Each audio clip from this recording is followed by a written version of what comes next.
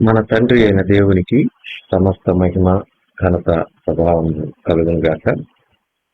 మన ప్రభువును రక్షకుడునైన యేసుక్రీస్తు వారి అతి పరిశుద్ధమైన నామంలో ప్రియమైన దేవుని బిడ్డలందరికీ హృదయపూర్వకమైన ప్రేమ వందనములు తెలియజేసుకుంటున్నాను. దేవుని పరిశుద్ధ గ్రంథంలో నుండి నిర్గమకాండం 12వ అధ్యాయం మొదటి వచనం నుండి 20వ వచనం వరకున్న వాక్య భాగాన్ని మనం ధ్యానం చేద్దాం. మొదటి 3 వచనములను చదువుకుందాం. మోషే అహరోనులు ఐగుప్తు దేశంలో ఉండగా యెహోవా వారితో ఇలాగు సెలవిచ్చెను, నెలలలో ఈ నెల మీకు మొదటిది, ఇది మీ సంవత్సరమునకు మొదటి నెల. మీరు ఇశ్రాయేలీల సర్వ సమాజముతో ఈ నెల దశమి నాడు వారు తమ తమ కుటుంబముల లెక్క చొప్పున ఒక్కొక్కడు గొర్రె పిల్లనైనను మేక పిల్లనైనను, అనగా ప్రతి ఇంటికిని ఒక గొర్రె పిల్లనైనను ఒక మేక పిల్లనైనను తీసుకొనవలెను. దేవుడు ఈ కొద్ది మాటలను మన కొరకు దీవించుగాక. ప్రభునందు ప్రియమైన సహోదర సహోదరులారా, చదవబడిన ఈ వాక్య భాగాన్ని మనం గమనించినప్పుడు దేవుడు ఇశ్రాయేలీలను ఐగుప్తు చెర నుండి విడిపించబోతూ ఉన్నాడు. ఈ చెర నుండి వారు ఏ విధంగా విడిపించబడబోతూ ఉన్నారు అనే విషయాన్ని తెలియజేస్తూ ఉన్నాడు. ఐగుప్తీయులను ఇశ్రాయేలీలను దేవుడు ఎలా ప్రత్యేకించబోతూ ఉన్నాడో తెలియజేస్తూ ఉన్నాడు.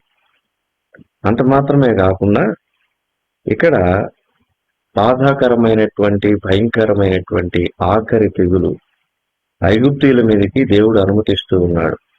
ఆ తెగులు ఏంటంటే, రాజు మొదలుకొని తిరగలి విసురు దాసి యొక్క ఇంట పుట్టిన తొలి సంతానం ఎవరైతే ఉన్నారో ఖచ్చితంగా ఆ తొలిచూలు సంతానం అనేది చంపివేయబడుతుంది, సంహరించబడుతుంది. అయితే ఈ క్రమంలో ఈ బాధాకరమైన 10వ తెగులు నుండి తప్పించబడటానికి ఇశ్రాయేలీలు ఒక పని చేయాలి. ఇశ్రాయేలీలు చేయాల్సినటువంటి పని ఏమిటంటే, ఒక గొర్రె పిల్లను కానీ మేక పిల్లను కానీ తీసుకోవాలి. దాన్ని తినడానికి ఒక కుటుంబము సాలకపోతే, ఉదాహరణకు పొరుగు వారు ఒక 10 మందిగా ఒక కుటుంబంగా ఉన్నారనుకోండి, మన ఇంట్లో 5గురు ఉన్నారనుకోండి, ఇప్పుడు 15 మంది. ఒక గొర్రె పిల్ల లేక మేక పిల్ల మనకు ఎక్కువైందనుకోండి, ప్రక్కింట్లో 10 మంది ఉన్నారు కనుక వారు ఎక్కువ మంది కనుక మనకు ఎక్కువైంది ప్రక్క వారికి ఇచ్చేయాలి, ఏమీ మిగలకూడదు. ఇది ఆ యొక్క గొర్రె పిల్ల మేక పిల్లను కూర్చున్నటువంటి ఒక విధి. ఈ క్రమంలో లెక్కను బట్టి మిగలకుండా తీసుకోవాలి.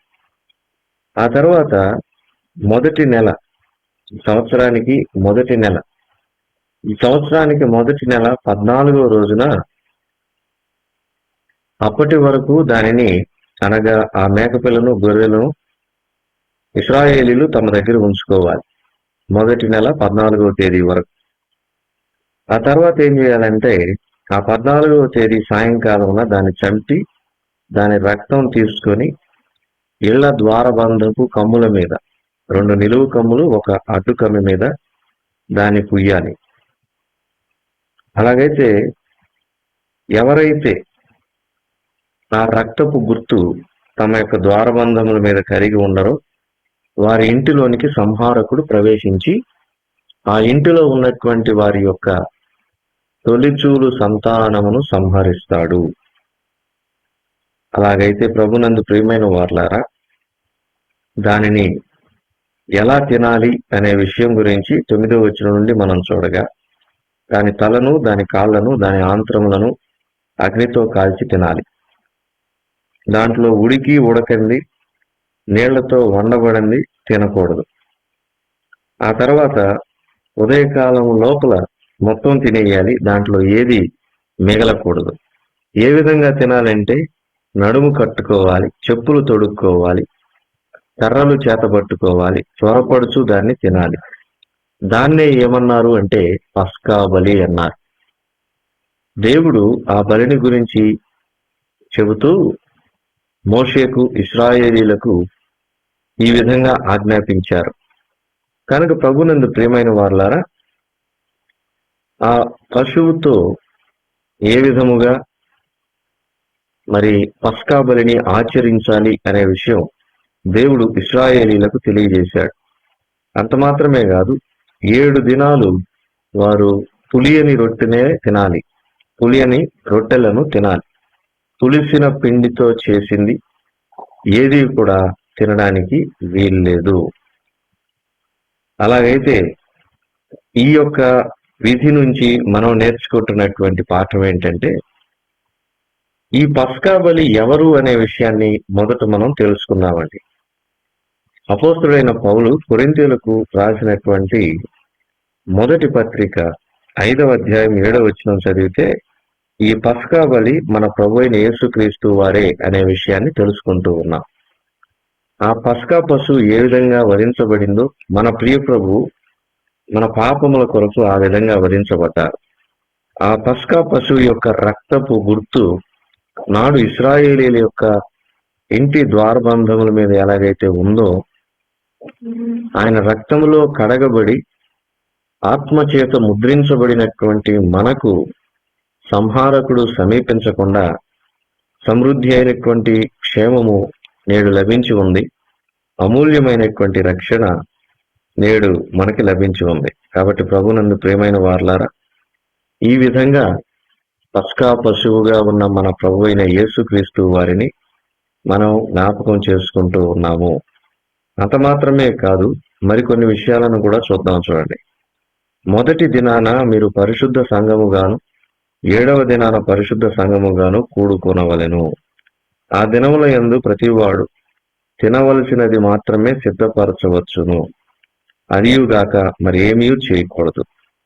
పులియని రొట్టెల పండుగను మీరు ఆచరింపవలెను. అంటే ఇది చాలా ప్రాముఖ్యమైనటువంటి పండుగ, పస్కా పండుగ. మొదటి నెల 14వ రోజు వరకు గొర్రె పిల్లను, మేక పిల్లను ఎత్తి పట్టుకోవాలి. సాయంత్రము దాన్ని వధించాలి. ఆ తర్వాత దాని రక్తమును తీసి ఇళ్ల ద్వారబంధముల మీద రాయాలి. ఆ తర్వాత పులియని రొట్టెలతో దాన్ని తినాలి. దాన్ని తినాల్సిన విధానం చూశాం. ఆ మొదటి నెల మొదటి దినాన పరిశుద్ధ సంఘముగా కూడుకోవాలి. ఆ తర్వాత 7వ దినాన కూడా పరిశుద్ధ సంఘముగా కూడుకోవాలి. ఆ దినాల్లో వాళ్ళు ఏమైతే తింటారో దాన్ని మాత్రమే సిద్ధపరచుకోవాలి. అదనంగా ఏమీ సిద్ధపరచుకోకూడదు. ఎందుకంటే అవి ఇశ్రాయేలీల సమాజము పరిశుద్ధ సంఘముగా కూడుకునేటటువంటి దినాలన్నమాట. అంత మాత్రమే కాదు, ఇంకొక మాట కూడా మనం చూస్తాం. 19-20 వచనాలను మనం గనక చదివితే, 7 దినములు మీ ఇండ్లలో పొంగినది ఏదీ ఉండకూడదు. పులిసిన దానిని తినువాడు అన్యుడే గాని, దేశంలో పుట్టిన వాడే గాని ఇశ్రాయేలీల సమాజములో నుండక కొట్టివేయబడిను. పులిసిన పిండి దగ్గరకు కూడా రానివ్వకూడదు. ఇది ఒక విధి అన్నమాట. ఈ పులిసిన పిండి ఏం చేస్తుందంటే ముద్దంతటిని పులిసేటట్లుగా చేస్తుంది. కొంచెము పులిసిన పిండి ఉన్న ముద్దంతా కూడా ఏమైపోతుందంటే పాడైపోతుంది. ఇది మనం సంఘానికి అన్వయించుకోవాలి, మన వ్యక్తిగత ఆత్మీయ జీవితానికి అన్వయించుకోవాలి. సంఘములో చేదైన వేరు మొలిచింది అంటే ఏమైపోతుంది? ఆ వృక్షమంతా కూడా చచ్చిపోతుంది.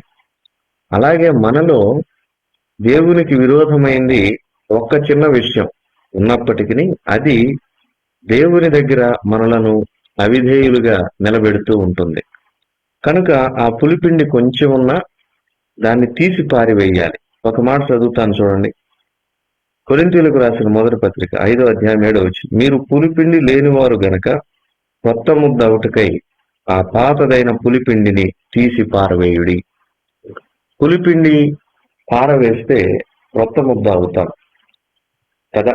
పాత బ్రతుకు, పాపపు బ్రతుకు పాతి పెడితే మనం నూతన సృష్టిగా ఎలా బాప్తిసం ద్వారా సృష్టించబడతామో, అలాగే మన జీవితంలో ప్రభువుని ఎరిగిన తర్వాత కూడా ఉన్నటువంటి వాక్య విరుద్ధమైన క్రియలు, వాక్య వ్యతిరేకమైనటువంటి క్రియలు, దేవునికి విరోధమైనటువంటి క్రియలు, వాటిని మనం తీసి పారవేయాలి. అలా పారవేసినప్పుడు మనం క్రొత్త ముద్ద అవుతాం. ఇంకొక చిన్న సందర్భాన్ని కూడా జ్ఞాపకం చేసుకుందాం. అపోస్తుల కార్యాల గ్రంథంలో కూడా కొంతమంది కొన్నిటిని పారవేశారు. వారు ఎప్పుడైతే వాటిని పారవేశారో అప్పుడు ఏం జరిగిందంటే ఓడ ఎంతో తేలికయింది. చదువుతాను చూడండి, అపోస్తుల కార్యాలు 27:38. వారు తిని తృప్తి పొందిన తరువాత గోధుమలను సముద్రంలో పారబోసి ఓడ తేలిక చేసిరి. పారబోస్తే క్రొత్త ముద్ద అవుతాము, పారబోస్తే తేలిక, నెమ్మది, విశ్రాంతి. కొంతమంది తమ హృదయాల్లో ఎప్పుడెప్పుడో విషయాలు చాలా జాగ్రత్తగా భద్రంగా కాపాడుకుంటూ ఆ బరువుని భారాన్ని మోస్తూ ఉంటారు. దీని వలన ఆరోగ్యం పాడైపోతుంది, బీపీలు అధికంగా పెరిగిపోతూ ఉంటాయి. ఎప్పుడెప్పుడు ఎవరెవరు అన్నటువంటి మాటలు, ఎప్పుడెప్పుడో విషయాలను గుర్తుపెట్టుకోవడం, పగతో మరి ప్రతీకారంతో కక్షతో ఉండడం, ఇవన్నీ మన దేహానికే చేటు, మన హృదయానికే చేటు, మన ఆలోచనలకు చేటు, మన శాంతి, సంతోషము, సమాధానములకే చేటు. కనుక ఈ పాత వాటిని తీసి పారవేయడం మంచిది, పులిపిండిని తీసి పారవేయడం మంచిది. ప్రభునందు ప్రియమైన వార్లారా, పస్కా బలి ఏ విధంగా జరుగుతుందో అంశాల వారీగా మనం చూచినప్పుడు, మొదటిగా నిర్దోషమైన ఏడాది మగపిల్లని తీసుకోవాలి. అది గొర్రెల్లో నుంచి కానీ మేకపిల్లల్లో నుంచి కానీ. మన ప్రభువు నిర్దోషి, నిష్కల్మషుడు, పవిత్రుడు, పాపులలో చేరక ప్రత్యేకముగా ఉన్నవాడు. ఆయన మనలను అమితంగా ప్రేమించాడు. ఆ తర్వాత రెండవదిగా మనం చూసినప్పుడు దానిని చంపిన తర్వాత దాని రక్తము ద్వారబంధముల మీద ఉండాలి. యేసుక్రీస్తు ప్రభు వారి యొక్క రక్తము మన ప్రతి పాపమును కడిగి వేసింది, తుడిచివేసింది. అది పరిశుద్ధమైన, నిష్కలంకమైనటువంటి రక్తము. ఆ తర్వాత మనం చూచినప్పుడు దాని రక్తమును ద్వారబంధములకు మనం గుర్తుగా వేయాలి. అలా వేసుకున్నటువంటి గృహము సంహారకుని చేత సంహరించబడదు. సంహారకుడు ఆ ఇంటిలోనికి రాడు. సంహారకుడు ఆ ఇంటిని చూచి దాటిపోతాడు. కనుక క్రీస్తు రక్తములో కడగబడి రక్షణ పొందిన అనుభవంలో మనము, మన ఇంటివారు, మన కుటుంబపు వారందరూ కూడా ఉండాలి. ఆ తర్వాత మనం చూసినప్పుడు దాన్ని తినాల్సినటువంటి విధానం ఎలా ఉందో మనం చూస్తూ ఉన్నాం. దానిని పులియని రొట్టెలతో తినాలి. పులిపిండి కొంచెం కూడా ఉండకూడదు. మొదటి దినం పరిశుద్ధ సంఘముగా కూడుకోవాలి, 7వ దినం పరిశుద్ధ సంఘముగా కూడుకోవాలి. ఎంత తినగలరో అంతే వండుకోవాలి, అదనంగా వండుకోకూడదు. మాత్రమే కాదు, పులిపిండి కొంచెం కూడా ఉండకూడదు. ఇది చాలా ఖచ్చితమైనటువంటి కట్టడ. కనుక ప్రభునందు ప్రియమైన సహోదర సహోదరులారా, మనలో పులిపిండి ఇంకా ఏమైనా ఉందా? ఒకసారి ఆలోచన చేద్దాం. కొంతమంది ప్రభువుని ఎరిగి ఉండి మాటల్లో, క్రియల్లో, చూపుల్లో తప్పిపోతూ ఉన్న సందర్భాలు, వడ్డీ వ్యాపారాలు, భయంకరమైనటువంటి దుర్వ్యసనాలు, దుష్ట సాంగత్యం, లోకపరమైన స్నేహం, శరీర కార్యములు ఇంకా కలిగి ఉంటే మనలో పులిపిండి ఉన్నట్టే. పస్కా పండుగను పులిపిండితో ఆచరించడానికి వీల్లేదు. పస్కా పండుగలో పులిపిండికి స్థానం లేదు. పస్కా పండుగలో పులిపిండి ఉండడానికి వీలు లేదు. ప్రభునందు ప్రియమైన వారులారా, కనుక మనలో ఇంకా పులిపిండి కొంచెమైనా ఉంటే జాగ్రత్త పడాలి.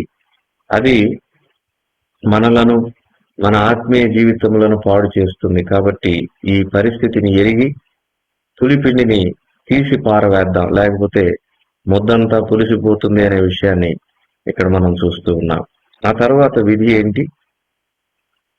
పులిసిన రొట్టెలు తినేవాడు అన్యుడే గాని ఇశ్రాయేలీయుడే కాని ఇశ్రాయేలీల సమాజంలో నుండి కొట్టివేయబడతాడు. ఇది ప్రమాదం. కాబట్టి మనలో పులిపిండి ఏమైనా ఉందా పరిశీలన చేసుకుందాం. ఉంటే దాన్ని తీసి పారవేద్దాం, లేకపోతే దేవుని సమాజంలో నుండి కొట్టివేయబడతాం. ప్రభునందు ప్రియమైన వారులారా, జాగ్రత్త సుమా. దేవుడి కొద్ది మాటలు మన కొరకు దీవించిన గాక. ప్రార్థన. కృప కలిగిన మా తండ్రి, మీ ప్రశస్త నామమునకు వందనములయ్యా. అనుగ్రహించిన వాక్యాన్ని బట్టి స్తోత్రాలు. విత్తబడిన వాక్యం నీరు కట్టి ఫలింపచేసి మా ప్రియులను దీవించి దినమంతటి కొరకు సిద్ధపరచమని మా రక్షకుడైన యేసుక్రీస్తు వారి అమూల్యమైన నామమును ప్రార్థించి అడిగి వేడుకొంచున్నాము తండ్రి. ఆమేన్.